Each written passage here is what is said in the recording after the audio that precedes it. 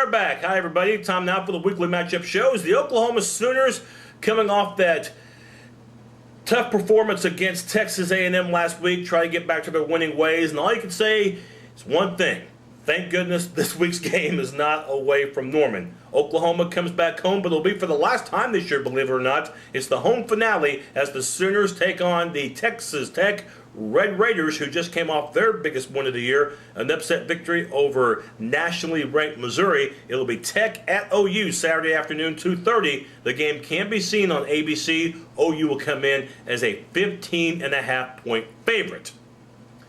Just like we did last week, today I do give props to Texas A&M for coming in well prepared in that game a week ago, and also for playing a fantastic game against OU. With that being said, though, Oklahoma knows that they blew opportunities in the form of drop passes, missed opportunities through the air as far as missing receivers, and of course the suspect play calling and lack of execution up front in goal line situations on the shadow of the goal line.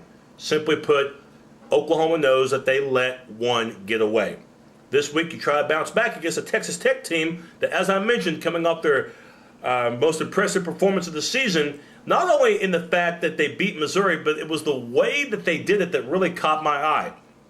The last group of players that you thought for Texas Tech would come through would be their defensive backfield. It's the worst defensive backfield in the Big 12. They give up over 300 yards per game. But that day, they made Blaine Gabbert look ordinary, especially in the second half. Gabbert, I believe, went 12 of 28, throwing the ball, had under 100 yards. It was Gabbert's worst game of the year. Give credit to the Texas Tech defense, which has been torched for the most part this season. But that game was their best, and they got it together. So, even though on paper Oklahoma should win this game on Saturday, and they should win it comfortably, I always like to look at things from both sides, and for Texas Tech, you have to bring up the following points as to why they could pull off the upset this Saturday. Number one, the fact that Texas Tech beat these guys last year. So there's none of that mental block that they can't beat OU. Number two, many of those skilled players that you had in last year's rout over the Sooners are back. The quarterback Taylor Potts, the running back Baron Batch, who hurt Oklahoma on the ground and receiving. And speaking of receivers, Texas Tech's receivers had a field day against the OU secondary last year in the form of Detron Lewis, Lyle Leong, and Alex Torres, who was just a freshman last year and had a monster performance. Those guys return for the Red Raiders. Take all those things into consideration, considering the fact that Tech has a little bit of momentum after that win over Missouri, and Oklahoma lost momentum after losing to A&M just a few days ago. If you're a Red Raider fan, you would have some optimism that you can go into Oklahoma and not only give them a game, but if it comes down to the fourth quarter, in which the Sooners have not had a finishing punch this season, that gives you hope that Tech could pull off the upset in Norman. For the Sooners, they know it's basically back to the drawing board, not just as far as taking advantage of the opportunities, but just simply put, executing up front better.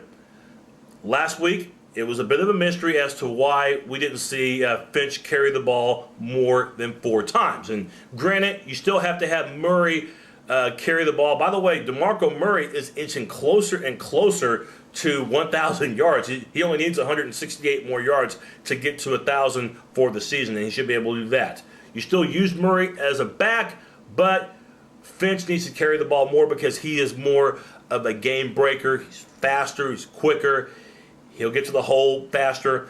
He's a guy that has big play ability written all over his name. So would have been nice to have seen Finch get a little bit more action last week. And it's not to dog the OU coaches because they know more about that program than I do, but it's still a mystery as to why Finch, who's one of your most explosive players, doesn't get utilized to the level that he should be. I don't care if he's a true freshman or a senior. He is a true freshman.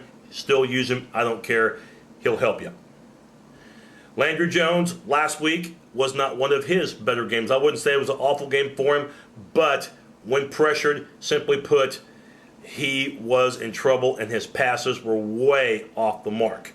And even when he had protection, still missed out on some opportunities. So for Jones, this is an opportunity this week to take on a Texas Tech defense that, despite the fact that the Red Raiders defense played well last week against Missouri, they haven't done it this year so far in back-to-back games.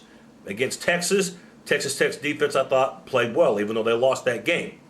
But against Oklahoma State, didn't play well. Against A&M, Texas Tech defense was awful. And against Iowa State on the road, probably the worst performance that they've had this season. So Texas Tech, they have the ability, and they've shown at times that they can play good defense, but they have not been consistently good on defense. So if you're Landry Jones, you feel if you can get time to throw, you should have guys wide open. By the way, Jones had guys wide open last week against A&M. He just did not execute. So even though I questioned the play calling in goal line situations by Kevin Wilson last week, for the most part, that loss was simply put on the players. The coaches don't miss field goals. The coaches don't drop passes. The coaches don't miss wide open players. And the coaches don't miss tackling assignments. For the most part, last week's loss against against Texas A&M was simply put on the players for the Sooners. And that's who I lay most of the blame on. Time for the Sooners to bounce back against the Red Raiders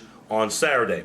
Let's go ahead and highlight the 4 keys to this game. Key number 1, talked about a little bit earlier, that is patch-up Batch. So we're talking about Baron Batch, who came into the season one of the more highly talented backs in the conference, having a good year. I don't know if he's going to quite get to 1,000 yards for the season. It's going to be a pretty tough call. Remember Oklahoma, even though Texas Tech has not had a great rushing game this year, Batch did hurt you last year, so you have to be accountable for him. Number 2, Yak. This is yards after catch. The Red Raiders passing attack doesn't really hurt you with completed passes. They're going to get those. They hurt you with what they do after the completion because of their speed and the quickness that they have. So, for the Sooner secondary, got to be on your toes.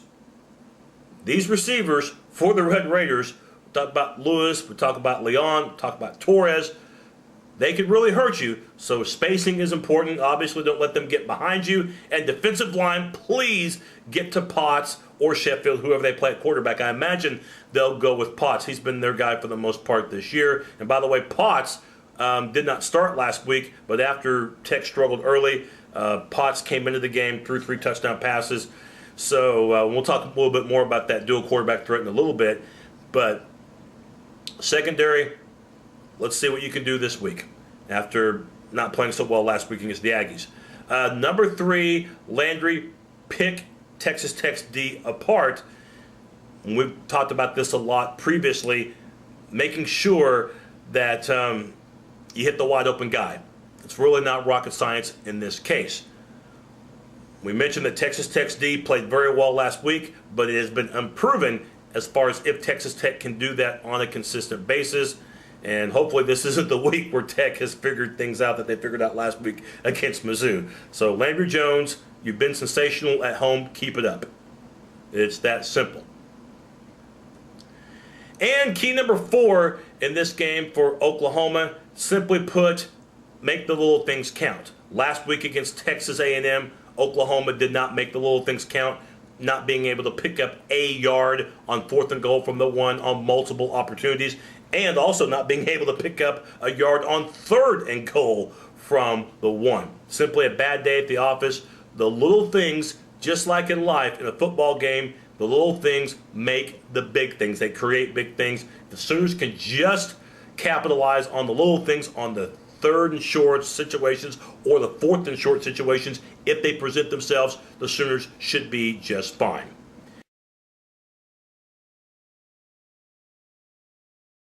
My final thoughts on this game, if this contest were in Lubbock, I would be very nervous. In fact, I might even give a lean toward Texas Tech, considering that OU can never win in Lubbock. In fact, Oklahoma has a hard enough time winning on the road no matter who they play.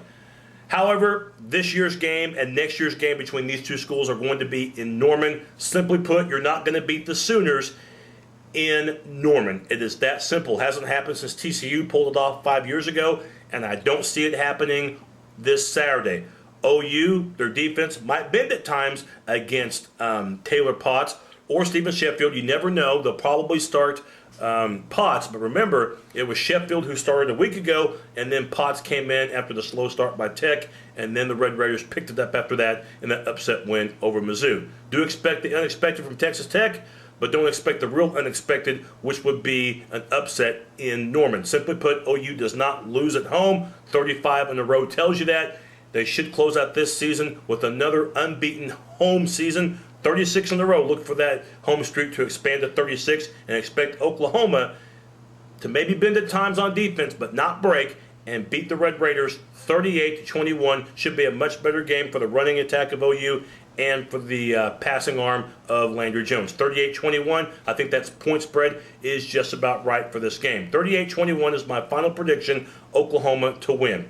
I'll have my post-game show coming up either late Saturday or on Sunday morning. So come back to this web page and check it out. And don't forget, Big 12 matchups and then some show. We only have 4 of those left. I'll have that one later in the week, in which I make my predictions on 10 college football games.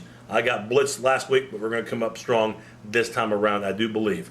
I have Oklahoma to win 38-21. What are your thoughts on the game? We'll catch you next time, and Boomer Sooner.